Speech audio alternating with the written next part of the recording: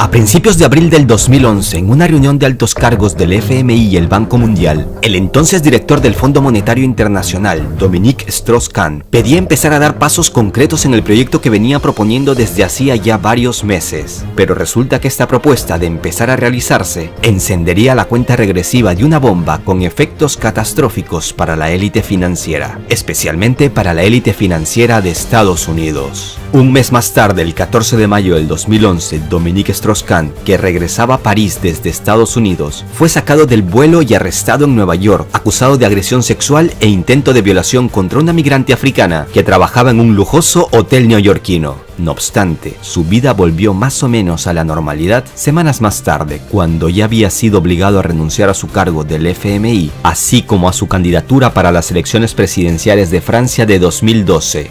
Y no en vano, muchos analistas de todo el mundo empezaron a sacar sus propias conclusiones y relacionaron este arresto de dudosas acusaciones con sus propuestas de cambiar las reglas del juego en el mundo de las grandes finanzas. ¿Qué proponía este señor en 2011 que ningún medio de habla hispana te lo contó? Pues no te vayas, quédate con nosotros, que ahora mismo te doy detalles basados en hechos y datos sobre el hombre que desafió a la élite financiera y entenderás de una vez por todas cómo funciona el FMI. Suscríbete al canal para que no te pierdas los siguientes capítulos y mira los capítulos anteriores si es que no los has visto. El Imperio del Mal y los Amos del Mundo, quinta parte.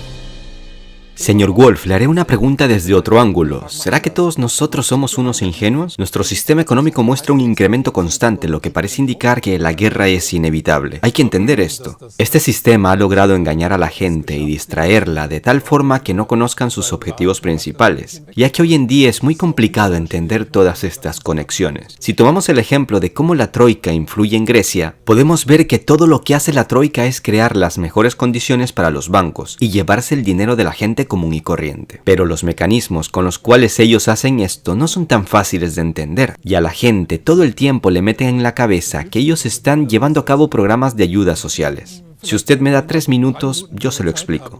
Sí, claro. Para entender cómo funciona la Troika, debemos imaginar un pequeño pueblo en cualquier parte del mundo. Y este pueblo necesita un nuevo consejo agrario, y supongamos que la construcción de este edificio cuesta $100,000. El alcalde es el encargado de este proyecto. Él va al banco y les dice que tienen un proyecto, pero la construcción les cuesta $100,000 y que solo tienen $50,000. Entonces les pide prestado los otros $50,000. El banco le dice, claro, por supuesto. Después el alcalde va a donde el director de la compañía constructora y le dice, vamos a arreglar esto entre nosotros, pero primero nos metemos $25,000 en el bolsillo cada uno. Después el alcalde va al consejo y les dice que por desgracia el proyecto costará $150,000. En el consejo no le hacen ninguna pregunta y lo aceptan tal cual el alcalde les explica, ya que no entienden sobre economía, y el resto del pueblo tampoco le pone peros a este cambio, así como la mayoría de la gente común de todo el mundo tampoco vería ningún inconveniente. Después va el director de la compañía constructora junto con el alcalde al banco y les dicen que necesitan $50,000 más, y el banco les dice, no, ya nos dimos cuenta de todo, ustedes son unos corruptos, no les vamos a volver a dar nada a ustedes. Y ahora viene lo más interesante, ellos van al Fondo Monetario Internacional o a la Troika y la Troika no les rechaza nada. Por supuesto les vamos a dar un crédito, pero con una pequeña condición, vamos a enviar a su pueblo a unas personas, ellos analizarán la situación y les contarán detalladamente estas condiciones, y estas personas van, analizan y van donde el alcalde y el director de la constructora y les dicen, aquí cada miércoles hay una feria donde la gente vende los productos que produce, pero desde hoy, ahí mismo, ya está reservado un lugarcito para una multinacional estadounidense que vende variedades de productos alimenticios. La segunda condición, vemos que tienen un pequeño banco local en el pueblo, una filial que da créditos y lleva las cuentas de sus clientes, pero ahora ahí al ladito va a estar una filial del banco Goldman Sachs. ¿Y qué pasa después? Les explican la tercera condición. Miren, también sabemos que en el pueblo hay un pozo. Este pozo ahora será privatizado por nosotros. Estas son las 3 condiciones. Lo siguiente que hace la Troika o el FMI es decirles que ellos mismos, el alcalde y el director de la constructora, escriban una propuesta, como hecha por ellos mismos, donde les proponen a ellos comprar esas 3 cosas, para que no quedemos como tontos o bandidos en la sociedad mundial, les dicen. Y entonces ese alcalde corrupto y el director de la constructora escriben una orden donde indican que ellos mismos dan espacio a un lugar en la feria a una multinacional extranjera. Espacio un banco extranjero y que venden el pozo a una empresa extranjera. ¿Y qué es lo que pasa después? ¿Y qué es lo que pasa después en este pueblo? Se abre una filial del banco Goldman Sachs y hace unas buenísimas ofertas a todo el pueblo. Y el banco del pueblo en 3 meses queda en bancarrota. Ahora el sistema financiero de ese pueblo le pertenece a Goldman Sachs. El siguiente cambio pasa en el mercado del pueblo, donde, como es obvio, el primer lugar lo ocupa una multinacional que vende, digamos, pollo a un precio mucho menor al que venden los granjeros del pueblo. Y los granjeros, por supuesto, dejan de vender al no poder competir. Cuando ya no tiene competencia, esta multinacional puede subir los precios de sus productos a como se le antoje. Y el pueblo ahora depende completamente de los productos de la multinacional estadounidense. Y después ellos van a pedir créditos a Goldman Sachs. Completamente cierto. Y esto fue justamente lo que pasó en África. Los africanos antes eran capaces de abastecerse ellos mismos con la producción interna. Y ahora dependen completamente de los productos alimenticios de otras partes. Y como decía, el tercer punto, dentro de un mes la gente se despierta y quiere ir al pozo a sacar agua. Del pozo del que siempre sacaban de forma gratuita. Y de repente ven que el pozo está cerrado. Pero hay un letrero que dice que la venta de agua se encuentra allí. Entonces deben ir a la tienda donde venden agua en botellas de plástico. Este es el escenario por el cual funciona la Troika y el FMI. ¿Pero eso es terrorismo? Claro que es terrorismo, es una estafa. Este es el verdadero terrorismo, es la pura verdad. Y después de todo esto, estas instituciones llegan y te dicen que todo era parte de un programa de ayuda para el pueblo. Pero yo a esto le llamo fascismo neoliberal.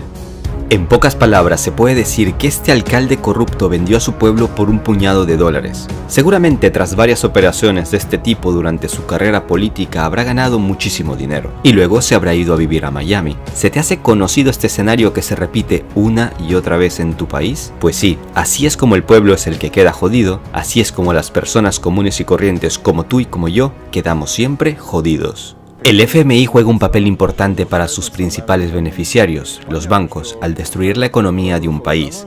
Y cuando un país está destruido económicamente, empiezan a llegar salvadores extranjeros que compran los activos del país por centavos de dólares.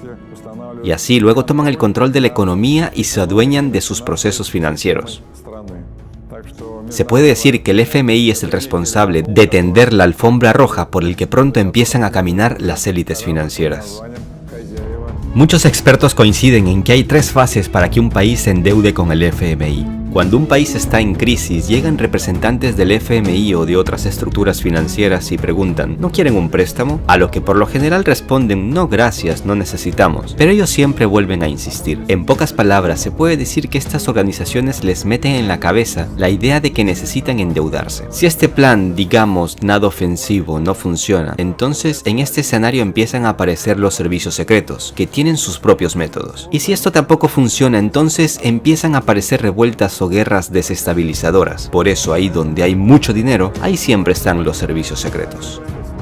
¿Te acuerdas de los acuerdos de Bretton Woods de 1944 de los cuales te di detalles en la primera parte? Seguramente recuerdas que el FMI fue creado en el marco de estos acuerdos a fin de garantizar la estabilidad del sistema monetario internacional después de la Segunda Guerra Mundial. Se suponía que el Fondo Monetario Internacional daría estabilidad económica a los países, pero por esos años nadie podía imaginar el inesperado desenlace que se tendría al pedir ríos de dólares en préstamos al FMI. Como te contaba en el tercer capítulo, en el mundo ha habido gente con poder que ha desafiado el sistema financiero mundial y a la hegemonía del dólar. Pero la élite financiera no se esperaba que uno de sus hombres empezara a contarle al mundo una gran verdad. Acomódate para que no te caigas de tu asiento, que ahora viene lo más impactante. El director del FMI que desafió a la élite financiera de Estados Unidos.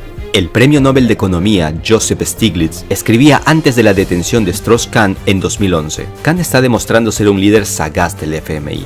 Solo nos queda esperar que los gobiernos y los mercados financieros presten atención a sus palabras. Pero los que prestaron mucha atención a sus palabras fueron las élites, ya que lo silenciaron sin hacer un solo disparo. El 4 de abril del 2011, Strauss-Kahn pronunció un discurso que tuvo poca resonancia en los medios, y fue quizás el día que firmó su sentencia de muerte en su carrera política. Escucha lo que dice. Don't get me wrong. Globalization has delivered a lot. And has lifted millions, tens of millions, hundreds of million people around the world out of poverty. But it has also a dark side. And the dark side is a large and growing chasm between the rich and the poor. Clearly, we need a new form of globalization, a fairer form, a globalization with more a human face. Pero justicia social es un término que no aparece en el diccionario de los que mueven los hilos del sistema en el mundo. Si estas palabras las hubiese pronunciado un analista de los muchos que hay en el mundo, no hubiese pasado nada. Pero lo estaba diciendo el director de una de las organizaciones financieras más importantes del mundo. Este hombre pedía un cambio a gritos con una propuesta que no beneficiaba a Estados Unidos. Y eso era un problema serio. ¿Pero qué proponía este señor en 2011 que ningún medio de habla hispana te lo contó? Allá vamos. Como te contaba en la primera parte de esta serie, en 1944 en los acuerdos de Bretton Woods se adoptó la propuesta de Estados Unidos y su patrón oro, y también te conté de cómo Estados Unidos traicionó al mundo entero 30 años más tarde. Pues bien, en el marco de estos acuerdos en medio de la Segunda Guerra Mundial se desestimó la propuesta británica. La estadounidense, como ya sabes ahora, era hacer del dólar la divisa mundial, que hasta la actualidad lo es, mientras que los británicos proponían el Bancor, una unidad monetaria que debía ser impulsada como moneda global. A estas alturas no quiero analizar qué hubiese pasado si se aceptaba la propuesta británica, pero lo cierto, aunque resulte chocante para algunos, es que hoy en día el dólar es el responsable del actual desorden financiero que tienen aprietos a todo el sistema monetario internacional, y todo esto gracias al abuso del poder estadounidense. Esto lo sabía Strauss-Kahn, y eso era precisamente lo que denunciaba. En 2011, Strauss-Kahn, al ver que la burbuja estaba a punto de explotar y desatar un caos mundial, este francés intentó impulsar el uso de los derechos especiales de giro como principal moneda de reserva global, en reemplazo del dólar estadounidense. Es decir, proponía abandonar el dólar como divisa internacional para crear una divisa estilo Bancor. Sí, así como lo proponían los británicos en 1944. El jefe de una institución financiera con sede en Washington quería quitarle al dólar su estatus mundial, y eso cayó como una bomba en el corazón de la capital estadounidense. ¿Por qué? Te lo explico. A mediados del 2011, la deuda externa de Estados Unidos alcanzaba los 14,3 billones de dólares. El tratamiento especial que debía tener esta deuda, de acuerdo al diseño de Kahn, obligaba a Estados Unidos a desplegar un alto esfuerzo y desprenderse de su rol hegemónico en el sistema financiero internacional. Strauss-Kahn tenía claro que el dólar es el problema que dificulta la recuperación económica mundial y que es una divisa en vías de extinción producto del excesivo endeudamiento de la primera economía del planeta. Recordemos que, como te contaba en la segunda parte de esta serie, hubo un presidente de Estados Unidos que mató a la banca al pagar por primera y única vez toda la deuda nacional, pero cuando dejó el poder, la deuda empezó a crecer otra vez, y ese crecimiento se empieza a ver con mayor claridad en los años 80. La deuda aumentó dramáticamente de 5,7 billones de dólares en enero de 2001 a 14,3 billones de dólares en abril de 2011, cuando la deuda pública alcanzó el 98% del PIB del país. A esta pesadilla de una deuda descontrolada, Estados Unidos agrega la de ser el mayor consumidor de petróleo en el mundo, y con el crudo a un valor que rozaba en el 2011 los $100, el gasto se elevaba a cifras estratosféricas. De ahí la importancia estratégica de los petrodólares, pues si se acaban, la bancarrota para Estados Unidos llegará mucho antes. No en vano Trump está contento que por estos días los precios del petróleo vayan en picada. A más barato el petróleo, el gasto en el oro negro se reduce considerablemente para Estados Unidos. Por ese motivo, Estados Unidos teme que el dólar pierda su estatus mundial, así como que el petróleo empiece a negociarse en otras divisas, por ejemplo, el yuan. Pero volvamos a Strauss-Kahn. Como te contaba, él se había ganado enemigos por todo el mundo, especialmente por no estar muy a favor de la política económica de Estados Unidos. Y como candidato a la presidencia de Francia tenía enemigos de peso en su país, entre ellos el mismo presidente Nicolas Sarkozy, que en 2011 empezaba a buscar la reelección. Y aquí me gustaría hacer una pausa para darte un par de datos. En 2008, Dominique Strauss-Kahn se conoció con Muammar Gaddafi, y el galo aseguró después que ese encuentro demostraba que tanto él como Gaddafi compartían ideas no solo sobre los desafíos de Libia, sino del mundo entero. Como te contaba en la tercera parte, Gaddafi desafió la hegemonía del dólar y terminó asesinado.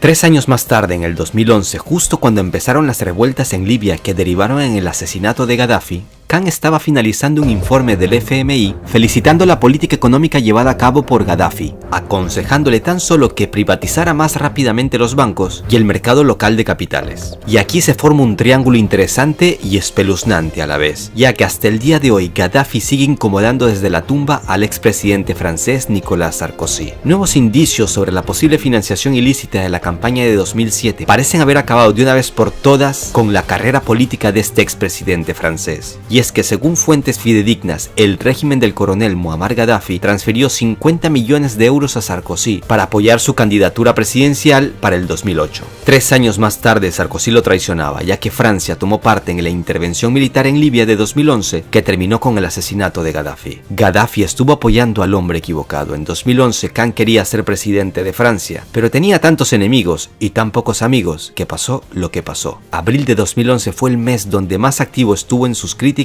al sistema financiero mundial. El 25 de abril, por ejemplo, dijo durante un discurso que a corto plazo China superaría económicamente a Estados Unidos y dominaría el mundo en este ámbito. Estas afirmaciones no podían de ninguna manera dejar indiferente a la administración estadounidense. Este hombre, con poder, empezaba a sacar información relevante. Las élites financieras necesitaban tomar medidas. De inmediato. Khan tenía una debilidad. Era amante de fiestas sexuales, prostitutas de élite y orgías. Es posible que utilizan a cualquier mujer que diga que fue violada en un estacionamiento. Por esto le pagarán $500,000 o $1,000,000 de euros. Se la solía el exdirector del FMI antes del escándalo de mayo de 2011. Y así fue. Dominique Strauss-Kahn fue detenido en Nueva York el 14 de mayo de 2011 y obligado a bajar del avión que lo trasladaba a París. Acusado de violar y golpear a una mucama del hotel donde se hospedaba. Y pasó de ocupar una habitación de un hotel que rozaba los $3,000 a pernoctar en una fría celda neoyorquina. Los paseos a los cuales fue sometido Strauss-Kahn por los agentes del FBI, exhibiéndole esposado y demacrado frente a las cámaras, fue calificado por varios analistas como un linchamiento mediático que no tuvo la menor consideración hacia el principio de la presunción de inocencia. ¿Crees que a un hombre con tanto poder lo van a exponer así, sin siquiera haberse llevado una investigación? Es posible, si detrás de esto hay un grupo con mucho mayor poder. Strauss-Kahn fue liberado el 1 de julio de 2011 tras la revelación de elementos que desacreditaban el testimonio de su presunta víctima de agresión sexual. La investigación despertó inquietudes concernientes a la credibilidad de la denunciante, admitía el fiscal ante la prensa. Tampoco quiero que me malinterpreten, no estoy diciendo que esta agresión sexual no pudo haber pasado, pero hay muchos cabos sueltos en toda esta historia que dejan más dudas que respuestas, si se tiene en cuenta que la cronología es sencilla. Lo detienen, 5 días más tarde lo obligan a renunciar al FMI. Un mes y medio más tarde es liberado. 1 año y medio más tarde llega un acuerdo secreto y millonario con la denunciante. Se hablaba de entre 2,3 millones de euros y 7,7 millones, dando carpetazo a la denuncia de agresión sexual.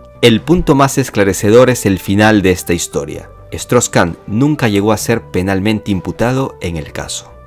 ¿Qué credibilidad tiene una mujer que mintió en su solicitud de asilo al asegurar con lágrimas en los ojos que fue violada por una banda de criminales en Guinea, algo que luego reconoció que era falso? Se preguntaba a cierta prensa en medio del escándalo. Todo parece indicar que nunca sabremos lo que en realidad pasó, ya que cada parte defiende su versión a capa y espada. ¿Le habrán quitado el poder a punta de injurias? Nunca lo sabremos. Lo cierto es que este hombre, a día de hoy, es un moribundo político. En 1944, cuando nació el sistema financiero que dura hasta nuestros días, medio mundo estaba en ruinas y casi toda la economía mundial estaba concentrada en el territorio de un solo país, Estados Unidos. Pero en la actualidad, Estados Unidos ya no es el único oasis financiero en nuestro planeta. Los centros de finanzas inevitablemente se empiezan a trasladar a otros países, donde se desarrollan a pasos agigantados nuevos modelos económicos. Y todo parece indicar que nos encontramos a las puertas de una nueva era financiera mundial. En el siguiente capítulo te contaré el caso de un país que logró pagar toda la deuda externa, incluyendo el crédito al FMI,